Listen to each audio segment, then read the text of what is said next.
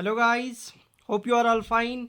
सो हमने geography portion जो था उसमें हमने जो चीज़ें थी कवर की। अब कुछ चीज़ें हमें बची हैं, जैसे हम सेंसस 2011 पे कुछ फैक्ट्स लाएंगे JNK के रिलेटेड, वो चीज़ें कवर करेंगे।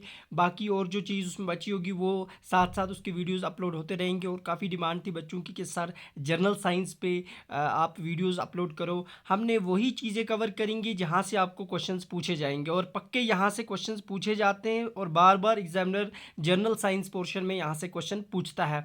तो आज हम दो टॉपिक्स कवर करेंगे, वाइटामिन्स एंड डिजीज़। ये बहुत ही इंपॉर्टेंट टॉपिक है for general science point of view से देखा जाए तो। बियोलॉजी के दो टॉपिक्स हैं, इसमें वाइटामिन्स और डिजीज़ को हम डिस्कस करेंगे। जहाँ से क्वेश्चंस फ्रेम होते हैं वही चीज़ें डिस्कस करेंगे, क्योंकि काफ़ी बच्चे ऐसे होंगे जो साइंस बैकग्राउंड से नहीं होंगे, तो उनके लिए भी बहुत इंपॉर्टेंट टॉपिक है। और जो साइंस बैकग्राउंड से हैं और उनके लिए भी बहुत इंपॉर्टेंट टॉपिक है। यहाँ से क्वेश्चन आता है, कभी साइंस बैकग्राउंड हो के भी ये चीज़ें गलत हो जाती हैं। तो इस चीज़ के लिए इन चीज़ों को अच्छे से पढ़ के रखना, यहाँ से क्वेश्चन बनते हैं। चाहे वो फा का एग्ज़ाम आने वाला होगा, वहाँ पे ये टॉपिक मेंशन है सीधे जनरल साइंस में, वाइटामिन एंड डिजीज़, या वेटरनरी फार्मासिस्ट का एग्ज़ाम है, या स्टॉक असिस्टेंट का। बाकी जो SSB के एग्ज़ाम जहाँ जनरल साइंस मेंशन होता है, चाहे वो फॉरेस्टर का सिलेबस है वहाँ पे मेंशन है जनरल साइंस, तो यहाँ से पक्के एक दो तीन क्वेश्चंस आपको आने वाले हैं। सो इस चीज़ को हम कवर करते हैं। तो वीडियो को स्टार्ट करते हैं बिना टाइम वेस्ट किए। सबसे पहले बात करेंगे वाइटामिन्स। क्या चीज़ पूछ सकता है वाइटामिन से? सबसे पहले जो वाइटामिन्स थे दे वे डिस्कवर्ड बाय द, उसका नाम था, उस साइंटिस्ट का नाम था, बायोलॉजिस्ट का नाम था सी फंक। याद रखना बहुत इंपॉर्टेंट है, डायरेक्ट क्वेश्चन पूछ सकता है वाइटामिन्स को डिस्कवर्ड किसने किया, तो सी फंक ने। और उसके बाद वाइटामिन एक लैटिन वर्ड से ये ड्राइव हुआ है ये वर्ड, और उस वर्ड का नाम है वाइटा से निकला है वाइटामिन्स। What are vitamins? कुछ नहीं होते हैं, ये वो ग्रुप ऑफ कंपाउंड्स होते हैं जो हमारे बॉडी के अंदर डिफरेंट फंक्शंस को परफॉर्म करते हैं, हमारे मेटाबॉलिज्म को कंट्रोल करते हैं एक बॉडी के अंदर। तो वो वाइटामिन्स होते हैं। चाहे लिविंग ऑर्गेनिज्म कोई भी होगा तो उसके अंदर ये एक मेटाबॉलिज्म उसका जो होता है उसको कंट्रोल करना, बॉडी फंक्शंस को मेंटेन करना, ये सारी चीज़ें जो होते हैं वाइटामिन्स होते हैं, करते हैं। सो ये दो क्वेश्चन यहाँ से पूछ सकता है कि किस टर्म से ड्राइव्ड है लैटिन वर्ड्स, उसको डिस्कवर किसने किया। ये दो चीज़ें बहुत इंपॉर्टेंट याद रखना। डेफिनेशन तो आपको नहीं पूछेगा वहाँ। अब देखो क्या पूछेगा वहाँ पे आपको वाइटामिन से। दो वाइटामिन हमारे पास जो होते हैं दो तरह के होते हैं, फैट सॉल्युबल और वाटर सॉल्युबल। वो वाइटामिन जो फैट के अंदर सॉल्युबल हो जाते हैं, यानी सॉल्युबल का मतलब हो गया हल हो जाना, मिक्सअप हो जाना। तो ट्रिक याद रखना, सिर्फ इसका एक वर्ड याद रखना, एडिक, ADE की एडिक। तो ये चारों एलिमेंट्स जो और चारों वाइटामिन जो हैं ये फैट सॉल्युबल हैं। डायरेक्ट क्वेश्चन पूछता है वहाँ पे, विच of the following is A fat soluble, which of the following is A water soluble, which of the following is not a fat soluble. तो ट्रिक याद रखना, एडिक, ADE की edict से आपको याद रह जाएंगे तीनों के जो फैट सॉल्युबल हैं।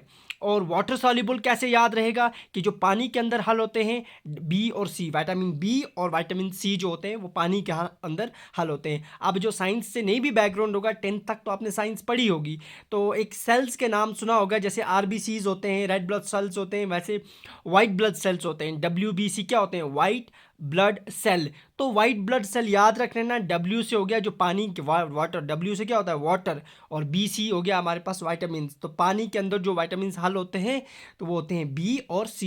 तो जब आप सेल का नाम याद रखोगे WBC, तो उससे आपको पता चल जाएगा कि वाटर के अंदर कौन से डिजॉल्व हो सकते हैं, B और C। तो इस तरह से ट्रिक है इसके लिए, इस तरह से आप कोई चीज़ रिलेट करके याद रख सकते हो।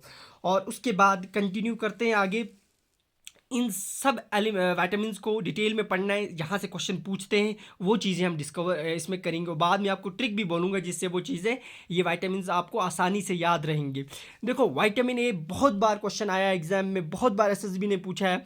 विटामिन ए का जो नाम है उसे रेटिनॉल के नाम से जाना जाता है। ये चीज़ पूछता है एग्जामिनर, यहाँ से पूछता है which of the following element vitamin is known as retinol, वो है विटामिन ए।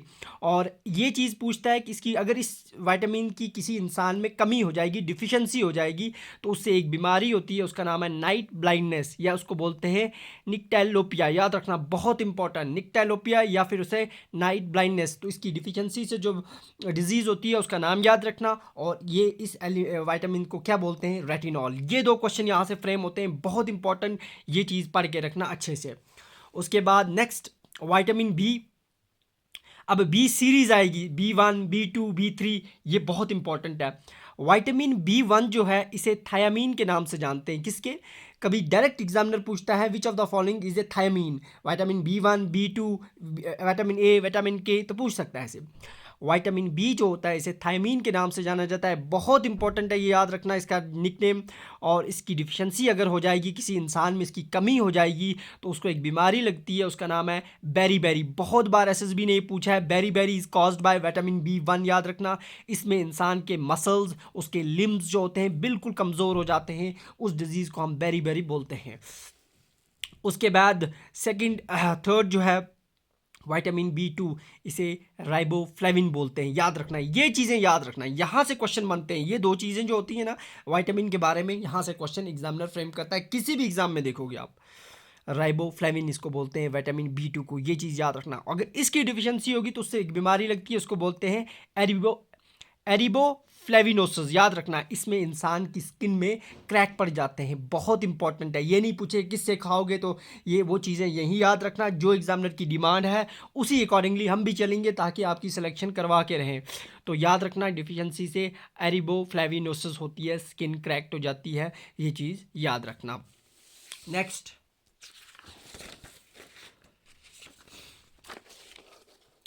हमारे पास है विटामिन B3, ठीक है, उसको बोलते हैं नियासिन। याद रखना, क्या बोलते हैं? नियासिन या निकोटिनिक एसिड। बहुत बार ये चीज़ पूछी है, और अगर इसकी कमी हो जाएगी तो उससे एक डिजीज़ होती है जिसका नाम है पेलाग्रा। बहुत इंपॉर्टेंट, ये क्वेश्चन बहुत बार एसएसबी ने पूछा है। और सीवियर स्किन प्रॉब्लम्स, यानी इसमें डेहेरिया हो जाता है, ये चीज़ें हो जाती हैं, पेलाग्रा उसी को बोलते हैं। ये याद रखना, इससे कौन सी बीमारी होगी इसकी डिफिशियंसी से, और इसका नाम क्या है, इसे निकोटिनिक एसिड के नाम से जानते हैं या नियासिन के नाम से। उसके बाद विटामिन B5, इसे पैंथोथेनिक एसिड के नाम से जानते हैं। अगर इसकी कमी होगी तो उससे एनीमिया हो जाएगा, ब्लड की कमी हो जाएगी। बहुत इंपॉर्टेंट है, याद रखना। उसके बाद नेक्स्ट विटामिन B6, इसे पैरिडोक्साइन के नाम से जानते हैं। पैरिडोक्साइन, यानी इसकी अगर डिफिशियंसी होगी तो उससे स्किन प्रॉब्लम्स हो जाती हैं। सीधे निकनेम पूछता है, पैराडॉक्सिन जो होता है ये कौन सा विटामिन है? ये विटामिन B6 है, बहुत इंपॉर्टेंट। उसके बाद नेक्स्ट विटामिन 7 जो होता है, विटामिन B7, इसे हम बी सीरीज़ कंटिन्यू कर रहे हैं, फिर देखेंगे, क्योंकि बी के बहुत सारे आते हैं, ये एग्जामिनर डायरेक्ट पूछता है। विटामिन B7 को बायोटिक बोलते हैं। अगर इसकी कमी होगी तो इंसान के अंदर ग्रोथ जो होती है बिल्कुल पोर हो जाती है, उसकी डेवलपमेंट नहीं होती। याद रखना, विटामिन B7। ट्रिक भी बताऊंगा, बी को याद रखने की ट्रिक्स, आपको कन्फ्यूजन हो जाएगा, B3 ये है, B5 क्या है, तो ये चीज़ें याद करने के लिए एक ट्रिक बताऊंगा आगे। विटामिन B9 जो होता है, B9 को फोलिक एसिड के नाम से जाना जाता है। क्या बोलते हैं इसको? Folic acid. बहुत इंपॉर्टेंट, ये क्वेश्चन भी बहुत बार पूछा है, कौन सा एलिमेंट है नॉन एज फोलिक एसिड? वो है B9। और अगर उसकी कमी होगी तो उससे भी इंसान के अंदर एनीमिया हो जाता है। एनीमिया का मतलब होता है खून की कमी, तो याद रखना B9। उसके बाद हमारे पास नेक्स्ट जो है हमारे पास विटामिन B12, बहुत इंपॉर्टेंट, नोन एज कोबालामाइन। बहुत बार ये चीज़ पूछी गई है, कौन सा एलिमेंट विटामिन है जिसको कोबालामाइन के नाम से जानते हैं? विटामिन B12, या इसको साइनोकोबालामाइन भी बोलते हैं। अगर इसकी कमी होगी तो पेर्निशियस एनीमिया, इसमें भी बहुत ज़्यादा खून की कमी हो जाती है। तो ये थी बी सीरीज़। बी में एक और है B17 भी होता है, जिसको लेटराइट बोलते हैं। नाम याद रखना, ज़्यादा वहाँ से पूछते नहीं पूछते हैं, ट्रिक में आपको आएगा आगे।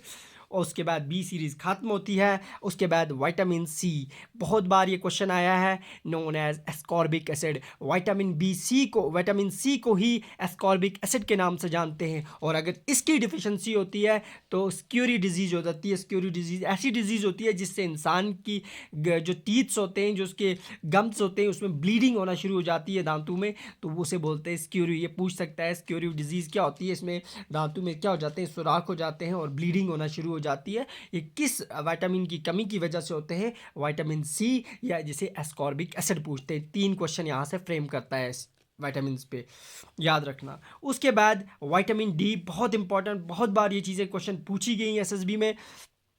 विटामिन D को हम कैल्सीफेरॉल के नाम से जानते हैं या फिर इसे कोलीकैल्सीफेरॉल बोलते हैं। अगर इसकी डिफिशिएंसी होगी तो रिकेट डिजीज़ हो जाती है। रिकेट डिजीज़ का मतलब इंसान की हड्डियां कमज़ोर हो जाती हैं, सॉफ्ट हो जाती हैं, और साइंटिफिक टर्म इसके लिए है ऑस्टियोमैलेशिया। याद रखना, पेनफुल इन द बोन्स, उसकी हड्डियों में दर्द होना शुरू होता है। ये याद रखना, ये विटामिन डी की कमी की वजह से होता है। ये तीन चीज़ें फ्रेम होती हैं, यहाँ से क्वेश्चन बनाता है। विटामिन डी का नाम क्या है, इससे जो बीमारी होती है उसका नाम क्या है, ये याद रखना है, बहुत इंपॉर्टेंट है। यहाँ से यही क्वेश्चन आएगा और 100% आपको क्वेश्चन मिलेंगे विटामिन से। उसके बाद विटामिन ई जो है इसे टोकोफेरॉल के नाम से जानते हैं। बहुत इंपॉर्टेंट, डिफिशिएंसी होगी तो स्टेरिलिटी, यानी इंसान जो होगा स्टेराइल हो जाएगा, उसमें फर्टिलिटी नहीं रहेगी अगर जिसके अंदर विटामिन ई की कमी होगी। और विटामिन ई का क्या नाम है, टोकोफेरॉल। बहुत बार ये क्वेश्चन पूछा है, तो ये था विटामिन ई। तो उसके बाद हम कंटिन्यू करते हैं, लास्ट हमारे पास बचता है विटामिन के।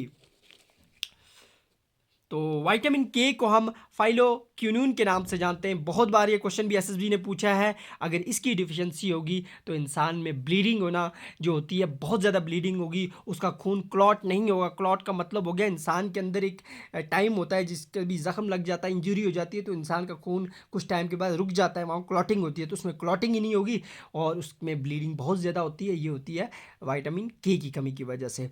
तो ये थे विटामिन। अब ट्रिक बताएंगे जिससे आपको विटामिन बी सीरीज याद रहेगी, बाकी तो आपको रह जाएंगी याद, लेकिन बी में कन्फ्यूजन हो जाता है कि किस तरह से B3 क्या था, B2 क्या था, B5 क्या था, तो वो चीज़ें याद नहीं रहती। इसलिए उसके लिए हमने एक ट्रिक है ताकि आपको चीज़ याद रहे। अब मैंने ये ट्रिक बनाई है, आप भी इसको याद रखना।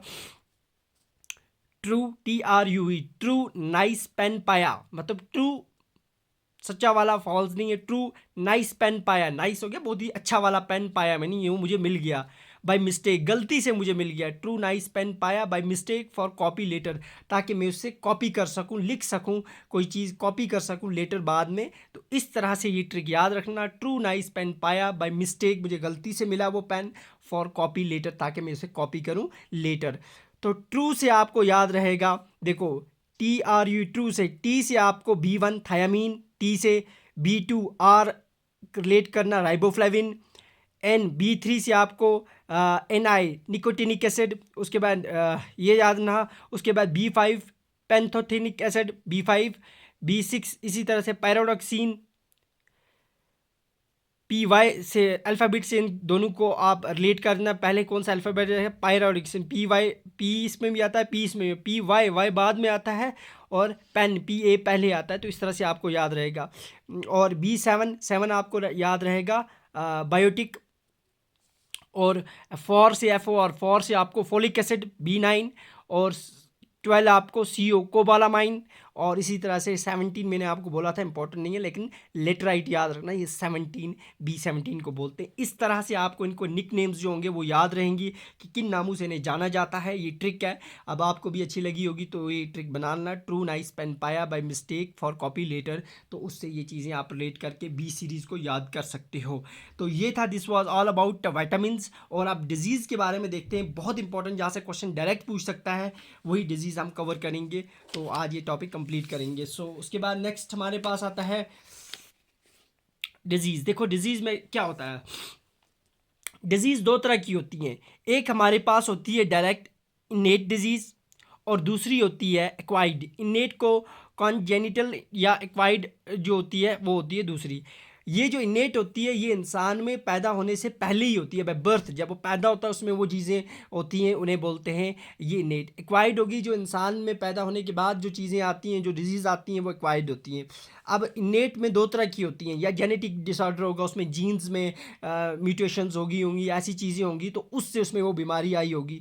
या मेटाबॉलिज्म, उसका मेटाबॉलिक एक्टिविटीज़, डिफरेंट एक्टिविटीज़ जो होती हैं इंसान की बॉडी को मेंटेन करने के लिए, तो उसमें डिसऑर्डर होगा, तो उससे वो डिजीज़ आ सकती है। अब देखो एक्वाइर्ड जो होती हैं वो दो तरह की होती है। एक्वाइर्ड का मतलब हो गया जो बाद में आती है, कम्युनिकेबल डिजीज़, जो एक बंदे से दूसरे में फैल जाती है उसे कम्युनिकेबल बोलते हैं। और नॉन कम्युनिकेबल जो डिजीज़ फैलती नहीं है, जैसे किसी पेशेंट को हार्ट डिजीज़ है, वो थोड़ी ना एक बंदे से दूसरे में जाएगी, या किसी को कोई और डिजीज़ है, किडनी प्रॉब्लम है, वो चीज़ें, वो डिजीज़ एक दूसरे से दूसरे में नहीं जाती है। शुगर की बात करें, किसी को डायबिटीज़ है, वो चीज़ें नहीं फैलती, कम्युनिकेबल होगी। फ्लू डिजीज़ होती हैं, जो टाइफाइड्स वगैरह, ये चीज़ें जो होती हैं ये फैल जाती है। अब डायरेक्ट आते हैं जहाँ से क्वेश्चन पूछेगा, वो चीज़ें भी याद रखना, कम्युनिकेबल, नॉन कम्युनिकेबल क्या होता है। तो सबसे पहले हम देखें, हमारे पास आता है बैक्टीरियल डिजीज़। डायरेक्ट पूछता है ये डिजीज़ कौन सी है, बैक्टीरियल है, वायरल है, फंगल है, और पूछता है इसका कॉजिंग एजेंट कौन सा है। ये एसएसबी ने, ये इसका ट्रेंड है, यहाँ से क्वेश्चन बनाता है डिजीज़ पे ये एसएसबी।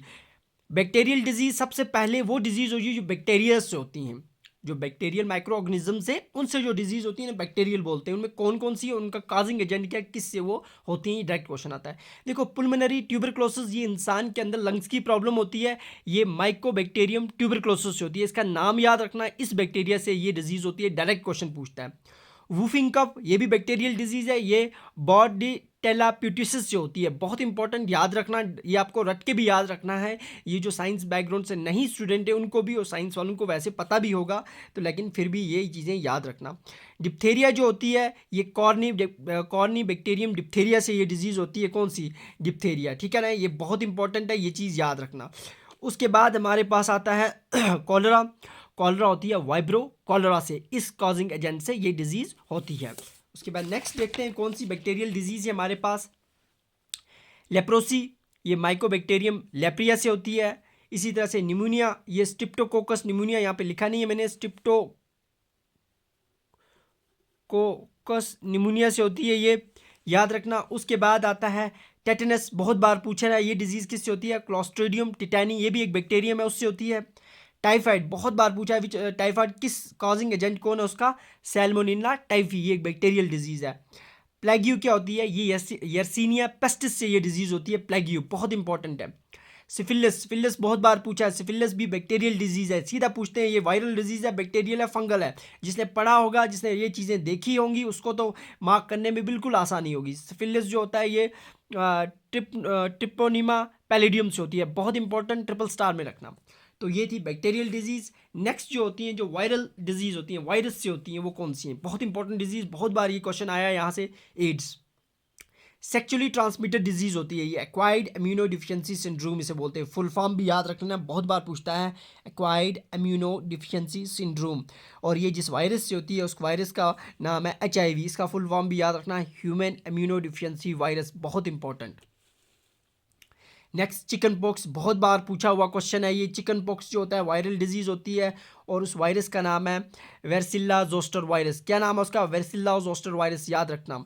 कॉमन कोल्ड जो इंसान में फ्लू हो जाता है वो राइनो वायरस से होता है, बहुत इंपॉर्टेंट। चिकनगुनिया, ये चिकनगुनिया वायरस से होती है ये disease. Dengue fever, dengue virus से होता है, बहुत इंपॉर्टेंट। इबोला वायरस से, ये भी एक क्या है, वायरल डिजीज़ है।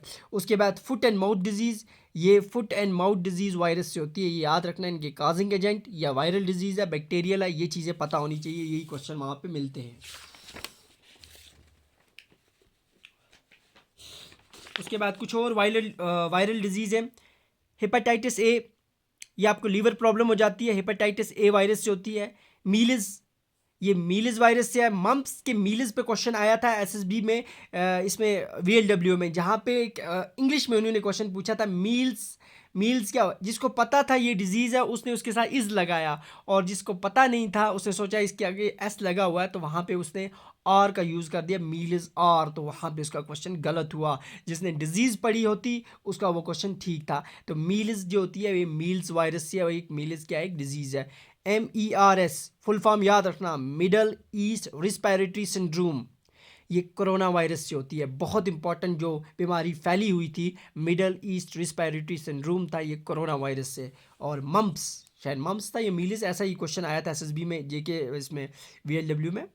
मम्प्स जो है ये मम्प्स वायरस से होती है, बहुत इंपॉर्टेंट, ये भी डिजीज़ है। उसके बाद रेबीज़ वायरस से होती है, बहुत इंपॉर्टेंट, डायरेक्ट पूछते हैं ये डिजीज़ कौन सी है, वायरल है, बैक्टीरियल है वहाँ पे। स्मॉल पॉक्स किससे होती है, वेरियोला वायरस, बहुत इंपॉर्टेंट, ट्रिपल स्टार में रखना, चिकन पॉक्स, स्मॉल पॉक्स को। उसके बाद नेक्स्ट प्रोटोजन डिजीज़ कौन सी है, जो प्रोटोजन से होती है, ये भी बैक्टीरिया, ये हमारे पास माइक्रो ऑर्गेनिजम्स है। एमीबिक डिसेंट्री जो होती है वो एंटी अमीबा हिस्टोलिटिका, याद करना है आपको इन चीज़ों को, डायरेक्ट क्वेश्चन पूछता है। एम्यूबिक डिसेंट्री किससे होती है, एंटी अमीबा हिस्टोलिटिका से। काला अजहर याद रखना, इसका जो कॉजिंग एजेंट है ये प्रोटोजन डिजीज़ है, लेशमेनिया डोरावरी, बहुत इंपॉर्टेंट, पूछते हैं डायरेक्ट। मलेरिया का याद रखना, बहुत इंपॉर्टेंट, ट्रिपल स्टार में। प्लाज्मोडियम पैरासाइट, याद ना, प्लाज्मोडियम पैरासाइट से ये होता है, ये प्रोटोजन है जिससे मलेरिया फैलता है। स्लीपिंग सिकनेस बोलते हैं जिसको, ये ट्रिपैनोसोमा ब्रूसी से होती है, बहुत इंपॉर्टेंट है, डायरेक्ट क्वेश्चन पूछते हैं यहाँ पे। फिलेरियसिस जिसको एलिफेंटेसिस भी बोलते हैं, ये होती है वसीरिया बेनक्रॉफ्टी से, बहुत इंपॉर्टेंट, याद रखना है। इसमें इंसान की जिसको ये बीमारी लगती है उसकी टांगें एलिफेंट की तरह मोटी हो जाती हैं, तो इसमें सूजन हो जाती है उसको। बहुत इंपॉर्टेंट क्वेश्चन, बहुत बार ये पूछा गया है, याद रखना। फिलेरियसिस पे शायद वो फार्म में पूछा था, ऐसा ही कुछ जो पुराना एग्जाम हुआ था उसमें ये चीज़ें पूछी गई है।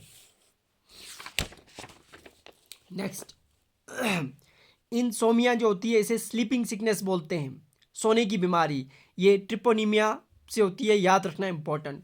और उसके बाद लास्ट फंगल डिजीज़, दो इंपॉर्टेंट डिजीज़ है फंगल, एक अस्थमा जो एस्परजिलस से होती है, इसका काजिंग एजेंट ये है। और बाल्डनेस, गंजा हो जाना, इंसान में बाल निकलना, उसमें भी एक डिजीज़ होती है, उसका नाम है टीपीडियस, याद रखना बहुत इंपॉर्टेंट है। तो this was all about vitamins and disease, जो टॉपिक हमने कवर किया। 100% जो आने वाला एग्जाम है स्टॉक असिस्टेंट का, वहाँ पे जनरल साइंस मेंशन है, यहाँ से एक दो क्वेश्चन आपको पक्के साइंस में मिलेंगे। और जो बाकी एग्जाम्स आएंगे एसएसबी के फर्दर, जो जैसे फा का एग्जाम है बाकी आने वाले, वहाँ पे भी ये चीज़ें मैंशन है और वहाँ पे भी क्वेश्चन आएंगे। फॉरेस्ट की पोस्ट के लिए आगे जो है वहाँ पे चीज़ मेंशन है जनरल साइंस, तो यहाँ पे भी ये चीज़ बहुत इंपॉर्टेंट टॉपिक है। तो नेक्स्ट टॉपिक हम देखेंगे जनरल साइंस से कौन सा उठाएंगे जहाँ से आपको क्वेश्चंस बनेंगे।